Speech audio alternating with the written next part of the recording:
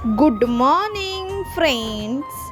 सकाळ सकाळी उठून मी चालले आता दुकानाला.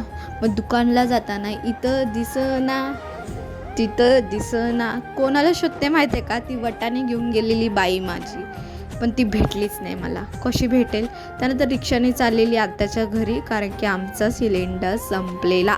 मग तिचा सिलेंडर घेऊन मला भरून आणून माझ्या घरी घेऊन जायचा होता. हा छोटा आहे सिलेंडर आहे, आमचा मोठा आहे, तरी पण आजच्या दिवशी आम्हाला काम चालवायचं होतं. मग काय थांबले तिथे वाट बघत. मग सिलेंडर भरून घेतली. मी एकटीच होते. मग काय सीडी चालत चालत निघाले, कारण की आमची लिफ्टच आज खराब झाली. बघा, सकाळ सकाळी सगळं काम इथंच माझी सगळी जिम निघून जाते.